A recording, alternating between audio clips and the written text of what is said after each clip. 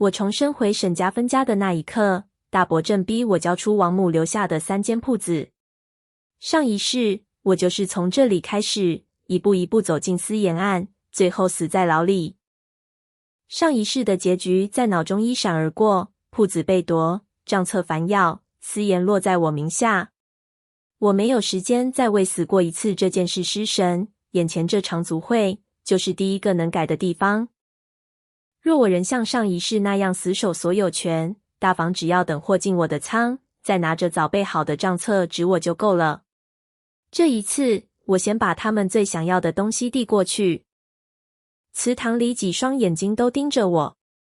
我沒有像上一世那樣爭，只把3張契書推到沈崇義面前，布莊、糧鋪、南平倉，我都交給大房。沈崇義先是一怔，很快又笑了，雙兒，你總算想明白了。姑娘家守這麼大產業，本來就辛苦，那副慈愛模樣，我上一世信過。我又押上一張責任契，3日後公開盤點。交割完成後，新貨、新單、稅責和官司都由接手的人負責。族老有人替沈崇義說話，你大伯也是替你分憂，我沒有爭這句，只把責任落到紙上。口頭上的替我太容易變，手印不會。有人嫌我把一家人的事寫得太細，我只回了一句，就是因為一家人，才更要寫清楚，省得出了事誰都說不明白。我指着最後一條，若交割後牽涉嚴禁或官府查封，轉讓作廢，損失由接手方承擔。大伯若願意，3日後按印。我把那一頁在紙上圈住。要做的不是阻止傳來，而是確保傳到時，鑰匙、賬房、人手和責任都已經換了主人。沈崇義看了我很久，最後點頭。好，他大概以為我被逼怕了，終於學會低頭。可我不是怕，我只是死過一次。回房後，我第一件事就是翻日曆。上一世案卷上的日期，我到死都忘不了。分家後第7頁，那批私鹽會進南平倉。這一世，我不打算制造任何一批私鹽。我只要在那艘船到之前，把倉站真正的控制權，連同之後的責任，一起交到沈崇義手裡。第二天一早，我帶人去了南平倉。幾個老夥計問我是不是真要把倉交出去，我只說先盤貨，其他的按規矩來。上一世官差從最裡面的木牆後拆出過夾層，我讓人把木板起開，裡頭空空的，沒有一包鹽。這個空比什麼都重要。空夾層也讓我確認，上一世官差搜出的那些鹽並不是早就埋在這裡等我，至少在今天，它還乾乾淨淨。我請衙行的人和2名與沈家沒有姻親關係的商戶一起到場。布匹多少，米糧多少，銀錢多少，倉裡有沒有進物，一項項寫進盤點書。我自己也在盤點書上簽名，然後留出位置讓外人落印。將來誰想說這份東西是二房自己做的，就得先否定所有到場的人。盤完後，我把筆推過去，各位只證明今天親眼看到的東西，不必替任何人說話，幾人依次簽名按印，交割前的倉況就此固定。回府後，我打開母親留下的舊木箱。她生前做賬極細，衙行往來常會留雙聯存根。我把2年前的單子全鋪到桌上，逐張對號。我把重複的單號一組組疊在一起。若只是抄錯，不會連不同月份、不同貨名都照着同一種方式重複。有人把這套做法用成了習慣。缺掉的那一聯反而更醒目。它證明不了真相，卻告訴我最該往外查的不是沈家的內賬，而是衙行和碼頭留下的另一份記錄。幾組號碼很快跳了出來，同一個單號，一張寫布，一張寫雜貨，日期卻差了幾個月，其中最關鍵的一張存根，偏偏缺了一聯。這不是一次臨時栽贓的手法，有人用同一套單號，把不同批貨反覆壓進舊賬裡，而且已經做了不止1年。秦書瑤趕到時，我把其中一張單子推給他，幫我查南平碼頭。17前後，審計部莊有沒有預付過船錢？經手人又是誰？他收好單子，沒有追問我的全部計劃，只說晚上前我給你消息。我第一次有了這一世能真正拿出去驗證的兩樣東西：盤點書，還有重複單號。顧延川到沈家核賬時，我主動問他，如果有人想證明一批違禁貨不是自己接的，只靠口供夠不夠？他答得很直接，不夠。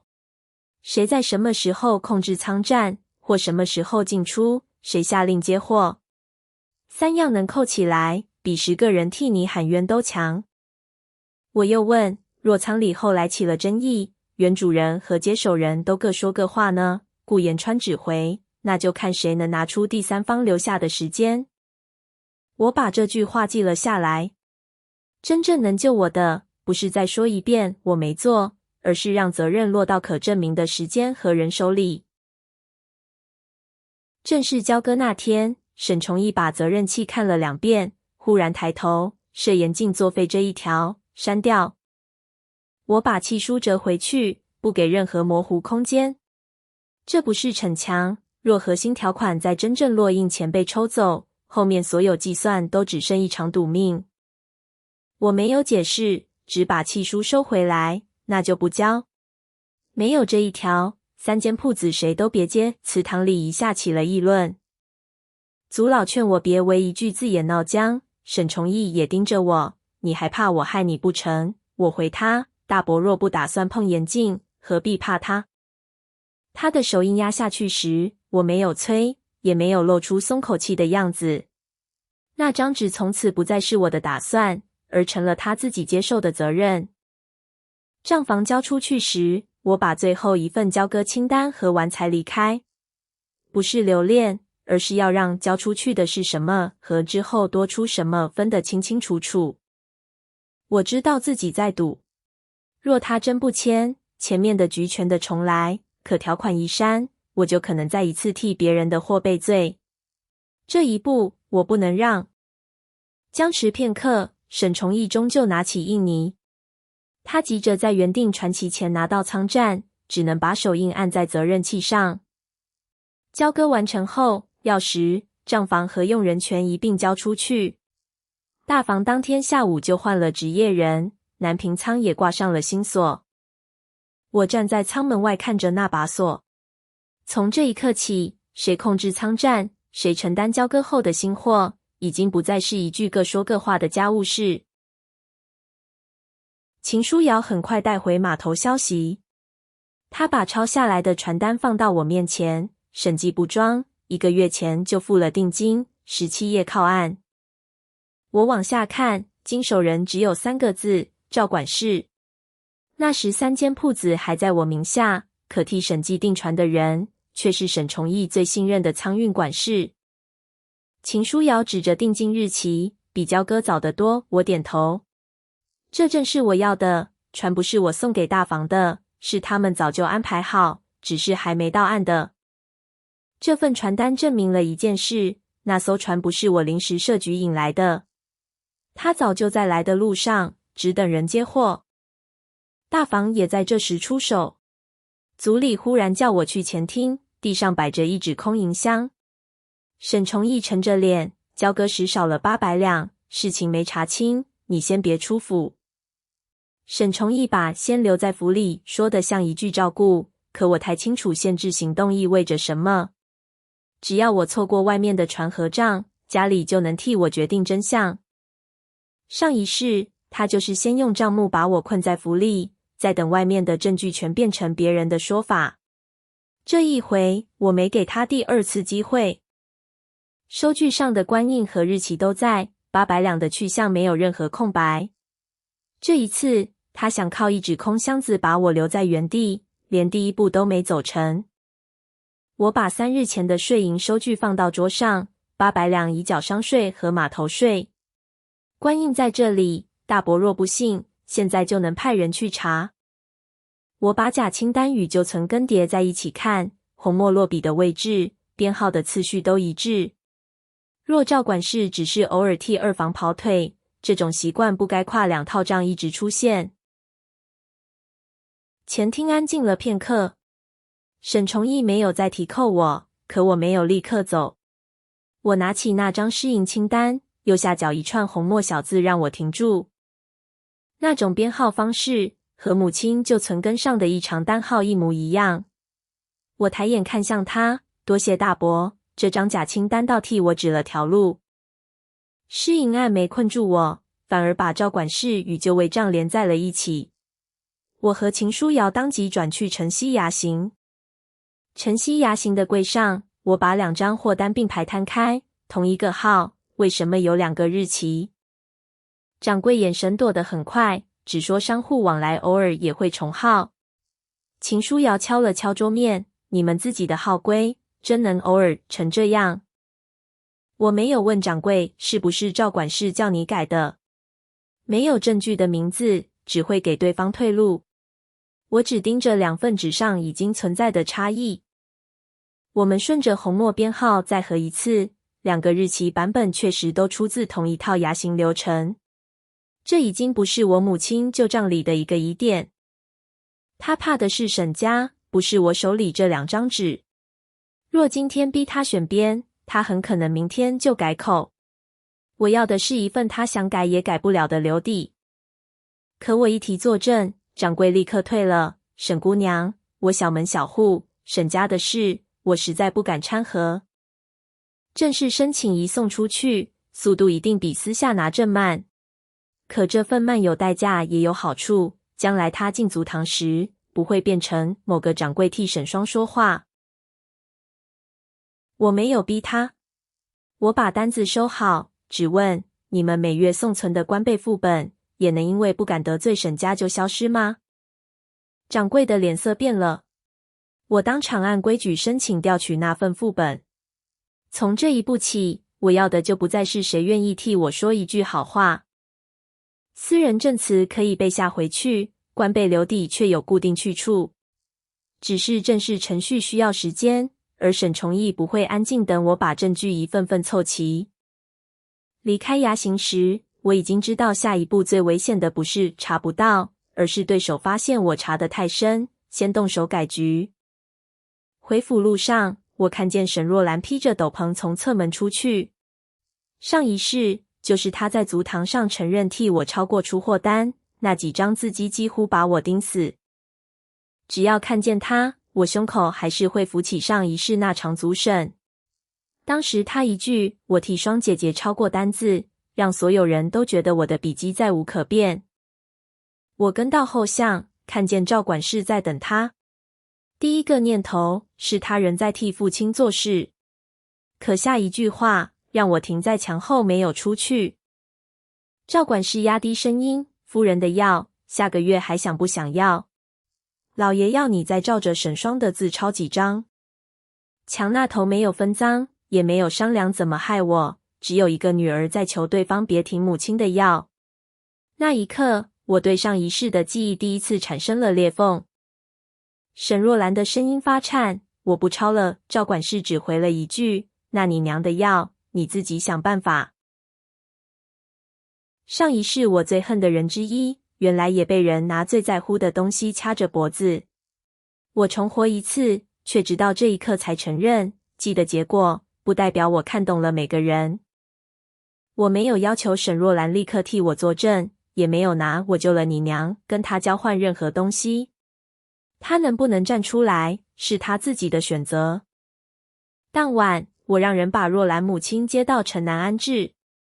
秦書瑤知道後立刻攔我：“你現在把人救走，不就是告訴你大伯，你查到若蘭這條線了？”秦書瑤罵我麻煩，我沒有還嘴。這個選擇確實會把原本藏好的線索暴露出去，但有些代價若不肯付，我也不配說自己是在拿回人生。我只說我知道。他又問：“那你還做？”我看着他，我不能拿一個病人的命，等我慢慢把證據收漂亮。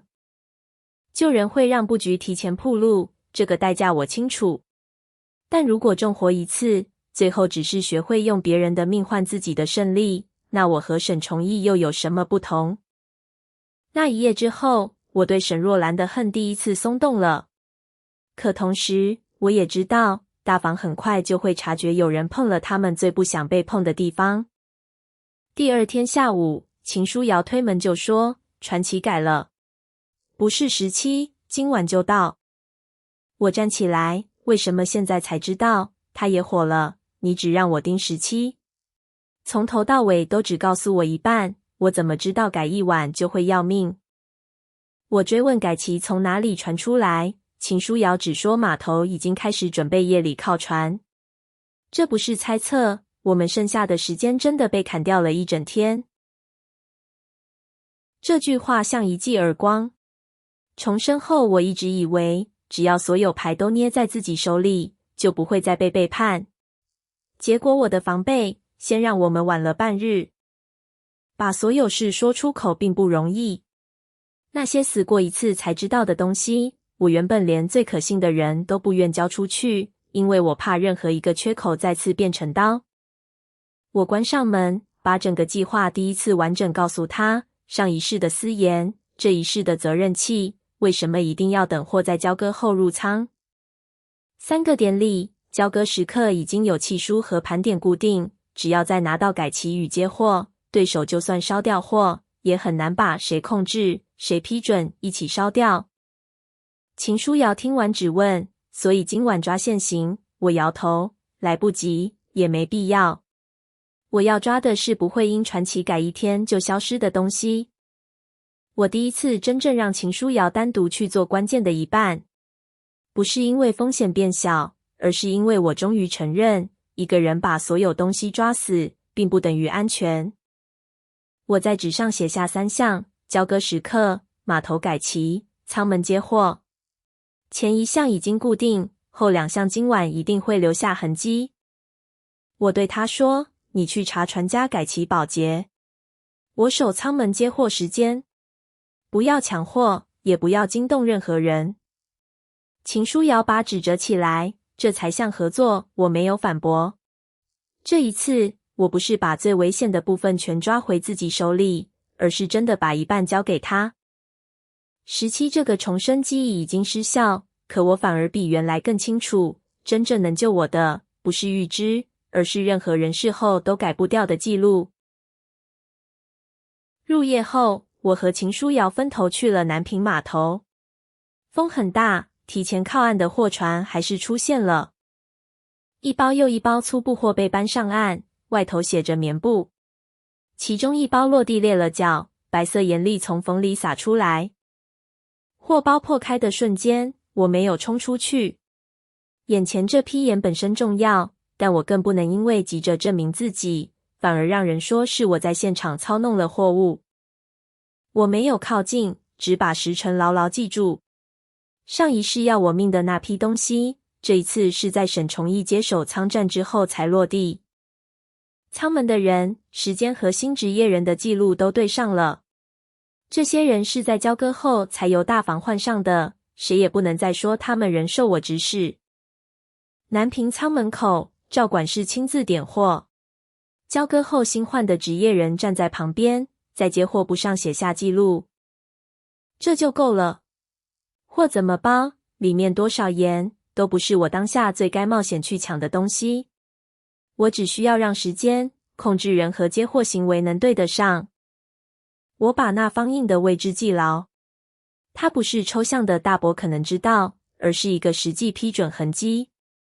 只要原件能進正式程序，趙管事就很難獨吞責任。沒多久，秦書瑤回來，把改期保潔的抄錄塞進我手裡，船提前靠岸，重新出了保潔。最下面那方印讓我指尖一停，那是沈崇義接手3間鋪子後才正式啟用的組長私印。趙管事可以跑腿，卻不能憑空替組長啟用這方印。我剛要收起抄錄，遠處忽然有人喊：“走水了！”我抬頭時，南平倉那邊已經竄起火光。火從倉站一側竄上屋檐時，我第一個念頭不是意外。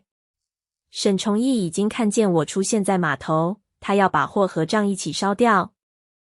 火起得太快，快得不像倉裡自然走水。我還沒靠近，就看見趙管事的人往外散。這場火的目的很清楚，把剛進去的東西變成灰。我和秦書瑤趕到艙外，裡頭有人拍門喊救命。他抓住我袖子，賬還在裡面。門撞開後，熱氣往外撲。2個職業夥計能走的先扶，不能走的抬出去。我沒有再往裡追那本最想要的艙布。我只停了一瞬，先救人，附近船工一起撞門。我們把2個職業夥計拖了出來，其中1人腿被拉下的木料砸傷。火光把我前面幾天的辛苦照得像要一起燒掉。可真正被火吃掉的是現場，不是已經留在牙行、碼頭與責任器上的時間。人剛被抬遠，半邊屋頂就塌了。艙門布沒能搶出來，大半貨物也被燒成黑灰。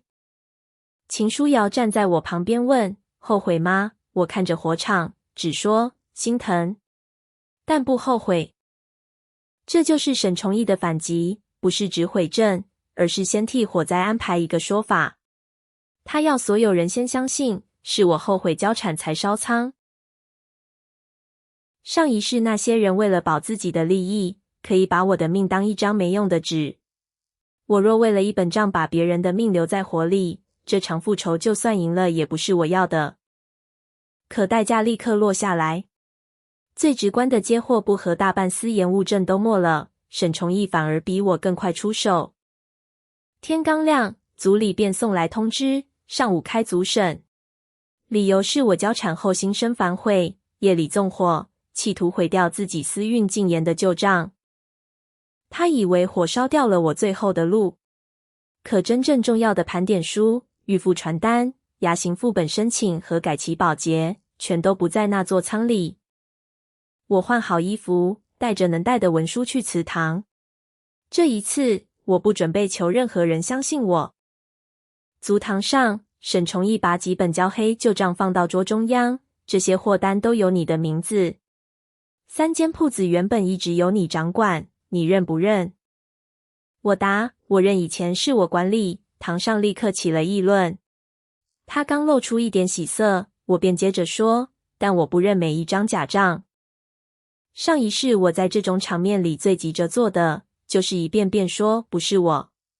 這一次，我先讓他把自己承認過的事情重新說一遍。他冷笑，又要說別人陷害你。我沒有跟着他的問題走，只問：初11中午，3間鋪子是不是正式完成交割？他每答一個是，就把交割後的控制再鎖緊一層。鑰匙、人手、新貨責任，這些都不是我單方面寫出的故事，而是他自己認下的事實。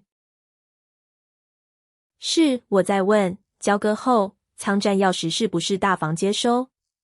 原職業人是不是你們換掉？新貨和關責是不是按契書由接手方承擔？我請人逐一核對盤點書上的簽名。這份紙不證明2年前發生過什麼，只證明交割那一刻，倉裡沒有他現在指控我的那批私鹽。他沉默一下，終究只能逐項回答：是，這幾個字比我喊多少句冤都重要。我沒有急着把所有證據一次道出來，先把交割前無鹽和交割後大房控制盯牢，後面的傳單才知道該落在哪一段時間上。我把交割盤點書放到桌上，這是交割當日的盤點。牙行和2名外姓商戶都簽了名。當時倉裡只有合法貨物，沒有私鹽。沈崇義立刻抓住舊賬，那只能證明交割當天沒有，不代表以前沒有。他還想把所有歷史責任重新壓回我身上。我點頭，所以我今天不只帶了一張盤點書，真正的勝負從來不是證明我曾經擁有3間鋪子，而是證明犯罪發生時，誰在控制他們。到這一步，足堂裡的題目已經被我換了。接下來，只要外部傳單和牙行官備副本能接上，沈崇義就再也不能只靠組長身份替自己改口。我先拿出秦書瑤查到的預付傳單，昨夜那艘船1個月前就付了定金，經手人不是我，是趙管事。趙管事立刻辯道：替家裡跑腿而已，我沒有跟他爭，只把那份單子放在交割盤點書旁邊。船在交割前就被安排，貨卻在交割後才進艙。這兩份紙放在一起，時間已經很難混，船早就被照管室安排，卻是在大房接管後才真正靠岸。這不是我交產後臨時塞給他的罪。祠堂門外很快傳來腳步聲，顧延川帶着已調到的牙刑官備副本進來，封套一開，同號雙單，不同日期，全都對上了。我順着結算項目一筆筆指下去，沒有講任何大話。賬能證明的只有賬，同號雙單長期存在，最後有一部分利益落到了沈崇義自己的債上。其中幾筆結算最後流向同一筆族外田債，債主欄裡寫的正是沈崇義。長期未賬不再只是照管室手上的小動作，他有了實際受益的人。若事情只停在照管室，我們仍可能爭很久。可改期是在交割之後發生的，新保節上那方印，恰好把昨夜這一船和沈崇義本人連了起來。沈崇義猛地拍桌，都是照管室做的。一個下人手腳不乾淨，也能算到我頭上。我沒有提高聲音。真正讓他退無可退的，不是我罵得多狠，而是他每一次想把責任推遠，桌上都有一份更靠近他的既有記錄。我等的就是這句。我把最後那張改期保節放到他面前，那昨夜的船為什麼提前？這方族長絲印也能是照管室自己憑空變出來的。沈若蘭站在那裡發抖，我沒有催他多說。他能把自己的恐懼說出口已經夠了，至於那些只能證明多少，交給正式核實。他的臉色終於變了。那方印是在3間鋪子交割後才正式啟用的，也就是說，他不只與2年前的舊賬有利益關係，這一世還親自批准了走私船的改期。封存不是一個華麗的瞬間，只是一份份文書被收進封套，落上標記。可我等了2世，等的就是事情終於離開某個組長一句話就能翻面的地方。他指着我怒道：“你算計我！”我看着他，我沒有讓照管室訂船，沒有讓你們走私2年，也沒有讓你提前接貨。我把責任器推回桌中央，我只是沒有像上一世那樣替你背罪。這句話他聽不懂，我也不需要他懂。門口又傳來聲音，沈若蘭抱着一疊紙走進來，把仿寫我字跡時留下的廢紙放下。父親說：“我若不照做，就挺我娘的要。”我沒有把他的話當成唯一翻盤。真正的證據在他進門前就已經閉合。他的證詞直補上上一世我最痛也最看錯的一塊。顧延川當場說明，仿寫材料另行核實。嚴克斯的人則把責任器、盤點書、傳單、官備副本和改期保節依次封存。照管室想往後退，被攔住。沈崇義也失去了族堂上那個可以一句話定我生死的位置。我沒有等誰向我道歉。從文書被封存的那一刻起，這件事就不再只是沈家自己怎麼說。上一世壓死我的那套家族說法，終於失效了。案件送進官府程序後，責任器上的設嚴禁條款正式生效，3間鋪子的轉讓作廢、布莊、糧鋪和南平倉重新回到我名下。拿回契書時，我沒有立刻覺得痛快。3間鋪子回來了，可我很清楚，若還照舊把所有權力塞在一個人手裡，今天的勝利只會變成下一次風險。族老們忽然又勸我留下主持沈家，我只回了一句：我只管我的3間鋪子。上一世我輸時，他們要我顧全家族；這一世我贏了，他們還是同一句。新制度不是為了把每個夥計都當賊，它只是把最重要的貨，錢和外部往來留出第2個痕跡，讓任何人都不必靠忠心證明自己。我沒有把一切恢復成原樣。舊賬房拆開，銀錢、貨物和出庫改成雙人核對，大額往來由衙行另留一份外部副本。秦書瑤抱着新賬本翻了半天，笑我把每一步都寫得太細。我說，不是防所有人，是讓以後誰想害我，都不能只靠一句他自己做的。我和沈若蘭之間也沒有因一句道歉就回到從前。上一世留下的痛是真的，他受過的脅迫也是真的。能做的是從今以後不再讓同一把刀握在別人手裡。他把賬本抱回懷裡，那外賬我替你做，這一次我沒有把最重要的事全部收回自己手裡。那張州府回執很薄，卻把我和上一世最大的差別寫得清清楚楚。這一次，結果有了家族之外的去處。沈若蘭帶着母親搬離大房後來向我道歉。我沒有說沒關係，只告訴她，以後你娘的藥自己去買，別再讓任何人拿這件事捏着你。祠堂裡沒有誰攔我。我把父母的牌位抱穩，連同舊印一起帶走。他們是我要留下的家，不是那套曾把我壓到死的規矩。有些傷害不會因真相大白就消失，但我們至少不必再活成彼此的敵人。這已經是我上一世想不到的結果。顧延川離城前把州府封存回執交給我，後面怎麼判，不會只看沈家自己怎麼說。我收下那張紙，第一次真正覺得事情離開了足堂。最後一次去祠堂，我不是求公道，我取走父母的牌位，還有父親留下的舊印，抱在懷裡往外走。重生沒有讓我變成無所不知的人，我還是會看錯，也會因害怕背叛而把所有事抓得太緊。可我終於知道，復仇不是把每個傷過我的人都踩回去，真正要做的是分清誰該承擔後果，把被奪走的選擇一點點拿回來。我沒有回頭。上一世我死在沈家的規矩裡，這一世我要活在自己的規矩裡。